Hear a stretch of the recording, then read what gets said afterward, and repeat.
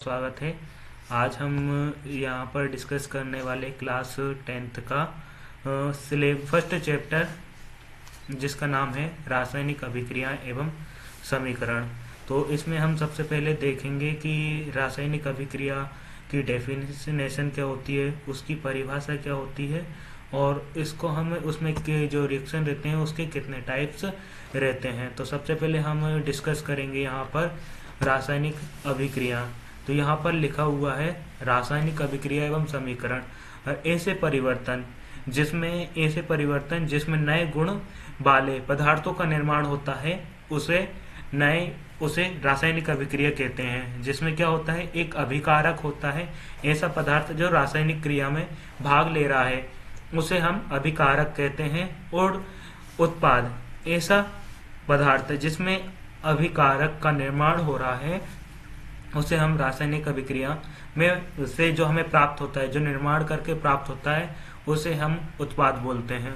उदाहरण के लिए हम बतलाते हैं कि हमारे घर में जो सब्जी बनती है तो हमें सब्जी को जो नमक मिला रहे हैं, वाटर मिला रहे हैं, तो उसको बोलेंगे, जो अलग अलग मिक्सचर हैं उसको हम बोलते हैं अभिकारक। और जैसे ही जो हमें रिजल्ट बन के मिल रहा है, लास्ट में जब हम सब्जी को पकाते हैं तो हम उसको सब्जी बोलते हैं। जैसे पालक की सब्जी हो गई, मेथी की सब्जी हो गई, तो वह एक प्रकार का क्या है, उत्पाद है, जो हमारे क्या पूरी अभिक्रिया कंप्लीट होने के बाद मिलता है।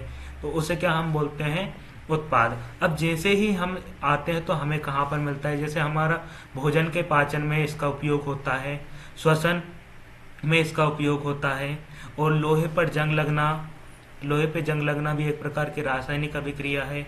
और दूध का दही बनना, यह भी एक प्रकार की क्या है, रासायनिक अभिक्रिया है। अब रासायनिक अभिक्रिया में हमें क्या निम्न परिवर्तन देखने को मिलते हैं, क्योंकि जब हम देखते हैं तो उसके अवस्था में भी क्या हो जाता है, परिवर्तन हो जाता है। रासायनिक अभिक्रियाओं में क्या होता है, भी परिवर्तन हो जाता है। यानी रासायनिक अभिक्रिया में क्या परिवर्तन होता है, यहाँ पर अवस्था में परिवर्तन, यानी उसको स्टेट चेंज हो जाती है। यदि कोई भी स्टेट चेंज हो जाती है, अवस्था में परिवर्तन हो जाता है, उसका मीन्स है कि यदि कोई वाटर में है तो उसको वो हीट करेंगे या उसको गर्म करेंगे तो वो किस में चेंज हो जाती है, वो वाष्प में या वायु में चेंज हो जाती है।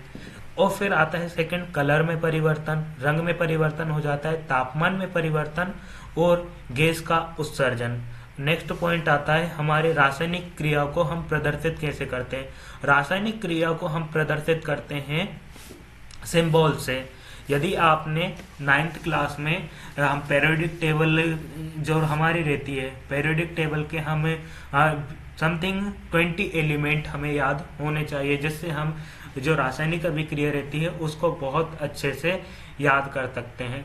अब आपने देखा होगा कि जब हम मैथ्स में कुछ सवालों को सोल्व करते हैं तो हम बोलते हैं RHS, LHS बराबर RHS, क्योंकि LHS बराबर होता है RHS के।